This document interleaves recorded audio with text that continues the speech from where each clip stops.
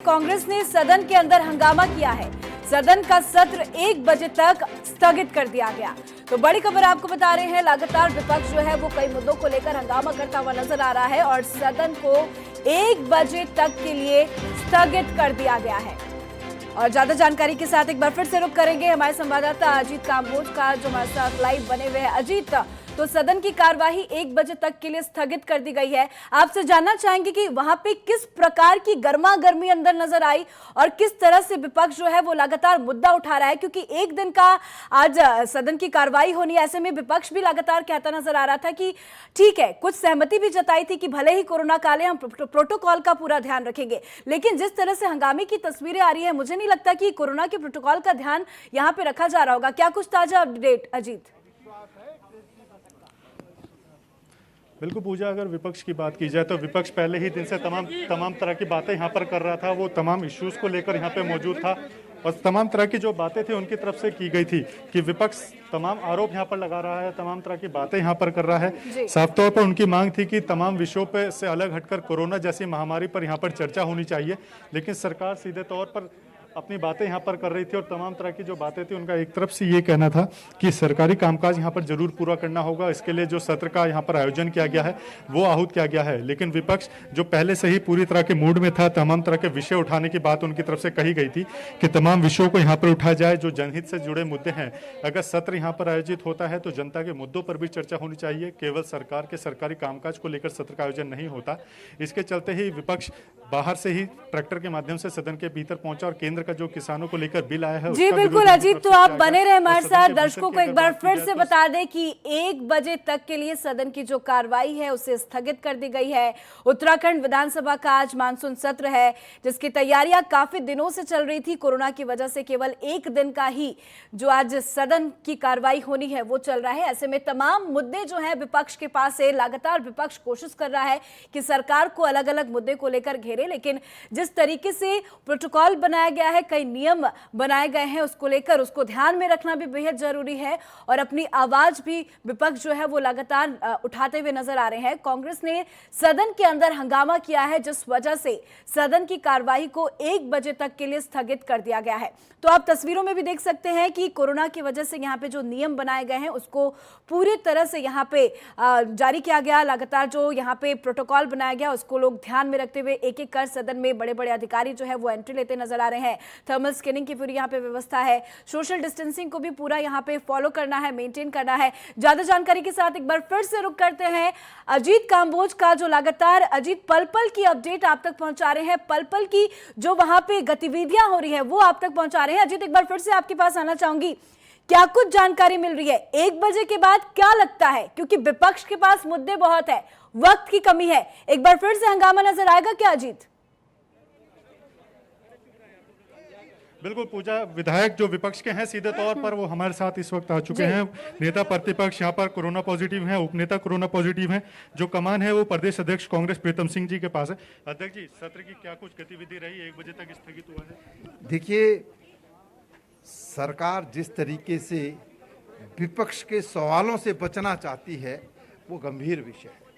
पहले तो सरकार ने जो है, जब हम विधानसभा आ रहे थे ट्रैक्टर के माध्यम से, पुलिस के माध्यम से हमको रोकने का प्रयास किया है और जब हम सदन में गए वो हमने नियम 310 के अंतर्गत कार्य स्थगन कोरोना को लेकर के दिया था। हम उस पर चर्चा चाहते थे और हम कहना भी चाहते हैं, जब कोरोना की वजह से एक दिन का सत्र आहूत किया जा रहा है तो अगर उस पर चर्चा ना हो तो वो गंभीर विषय है। और आज तो सत्ता पक्ष के विधायक ने भी कार्य स्थगन का प्रस्ताव दिया है, तो ये सीधे सीधे सरकार के प्रति अविश्वास है। सरकार लोकतंत्र के अंदर विपक्ष की आवाज को दबाना चाहती है और मैं कहना चाहता हूं कि सदन के अंदर हम कोरोना की बात भी करना चाह रहे थे, बेरोजगार साथियों की बात भी करना चाह रहे थे, किसानों की बात भी करना चाह रहे थे, महंगाई की बात भी करना चाह रहे थे, देवी आपदा प्रबंधन जिस तरीके से निष्क्रिय उसके परिप्रेक्ष्य में अपनी बात कहना चाहते थे और केदारनाथ के अंदर अर्धनग्न बदन होकर के जो है तीर्थपुरोहित धरना प्रदर्शन करना का काम करने की बात भी कहना चाहते थे। लेकिन सत्ता पक्ष के लोगों ने विपक्ष की आवाज को दबाने का प्रयास किया है और मैं सत्ता में बैठे लोगों से कहना चाहता हूं, विपक्ष की आवाज को दबाओगे तो पूरे प्रदेश के लोग सरकार के कृत्य को देख रहे हैं और वक्त आने पर सरकार को सबक सिखाने का काम। लगता है सरकार जो जनता की आवाज या जनहित के जो मुद्दे उनसे बचने की कोशिश में है। निश्चित रूप से सरकार तो किसी भी बात का जवाब नहीं देना चाहती है। अब आप समझ लीजिए कि कार्य मंत्रालय में कार्य स्थगन प्रस्ताव कौन कौन से आएंगे ये तय किया जा रहा है, जबकि ये कभी होता नहीं है। ये तो विधायकों का अधिकार है, वो सदन के अंदर किस विषय पर किस नियम के अंतर्गत कौन सा कार्य स्थगन लाना चाहते हैं उस पर तय करते हैं। लेकिन ये पहली मर्तबा संसद इतिहास में हो रहा है कि कार्य मंत्रणा के अंदर जो है कार्य स्थगन तय किए जा रहे हैं। इससे सरकार की मंशा जो है स्पष्ट परिलक्षित होती है।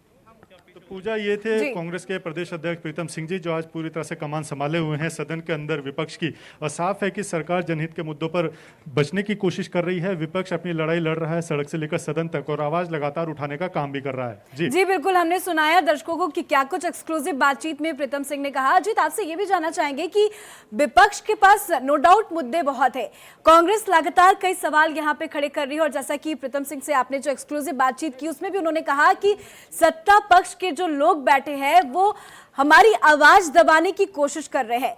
अजीत, खबर ये भी आ रही थी सुबह से लगातार आपके भी कुछ कार्यकर्ता वहां पे धरना दे रहे थे, अभी कैसी स्थिति बनी हुई है वहां पे अजीत? बिल्कुल, अगर आम आदमी पार्टी की बात की जाए तो कुछ ही माह पहले आम आदमी पार्टी ने उत्तराखंड में दस्तक दी है, और साफ तौर पर जो उत्तराखंड के जनहित के मुद्दे हैं, स्थानीय स्तर पर जो मुद्दे उठाए जाते हैं उसको आम आदमी पार्टी लगातार उठाने का काम कर रही है। अब जब विधानसभा का एक दिवसीय सत्र यहाँ पर आयोजित किया गया है, तो ऐसे में आम आदमी पार्टी ने भी पूरी तरह से विधानसभा को घेरने की रणनीति बनाई थी। हालांकि जिला प्रशासन की तरफ से धारा 144 यहाँ पर लगाई गई है और 300 मीटर के दायरे में किसी के भी प्रवेश की अनुमति नहीं है। तो ऐसे में आम आदमी पार्टी ने नई रणनीति बनाते हुए उत्तराखंड विधानसभा के जो चारों गेट्स कहे जा सकते हैं, जो चारों तरफ से आने के रास्ते हैं, उनको घेरने का काम किया है, और चारों ही तरफ पर इस वक्त आम आदमी पार्टी के कार्यकर्ता यहाँ पर मौजूद हैं और पूरी तरह से घेराबंदी करने की कोशिश उनकी तरफ से की जा रही है। एक तरफ की अगर बात की जाए जहाँ पर खुद प्रदेश अध्यक्ष आम आदमी पार्टी एस कलेर यहाँ पर मौजूद थे, तो उनकी काफी नोकझोंक हुई पुलिस के साथ, और पुलिस ने हल्का बलपूर्व की भी उन पर किया है, बल पर के हिसाब से उनको रोकने की कोशिश की। थोड़ी सी यहाँ पर पुलिस की तरफ से पानी की बरसात भी उन पर की गई है।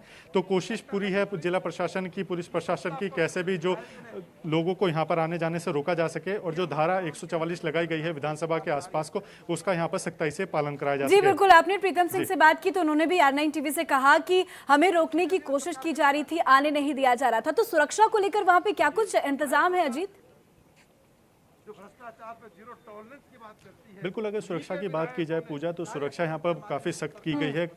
विधानसभा परिसर तक अगर किसी को पहुँचना है तो लगभग 3 जगह पर उनकी चेकिंग हो रही है। 3 जगह बैरिकेडिंग की व्यवस्था यहाँ पर प्रशासन की तरफ से की गई है, और केवल उन्हीं लोगों को यहाँ पर अनुमति दी जा रही है, या तो वो जनप्रतिनिधि हैं, या मीडिया के लोग हैं, या फिर जो विधानसभा का स्टाफ है। इससे अलग किसी भी व्यक्ति को यहाँ पर आने की अनुमति नहीं दी गई है। सभी को विधानसभा परिसर के बाहर ही रोका जा रहा है, वाहन किसी को भी अंदर ले जाने की अनुमति नहीं है। केवल मुख्यमंत्री, मंत्री और विधानसभा के जो उपाध्यक्ष है उन्हीं के वाहन विधानसभा परिसर के अंदर प्रवेश कर रहे हैं। तो कोशिश सभी की यही है, जिला प्रशासन की, कि कैसे भी करके कोरोना का संकट तो रोकना ही है। इसके अलावा विधानसभा की जो एक सुरक्षा व्यवस्था होती है उसमें भी कहीं भी किसी तरह की चूक या लापरवाही ना हो, इसको लेकर भी सख्त कदम यहाँ पर उठाए गए हैं।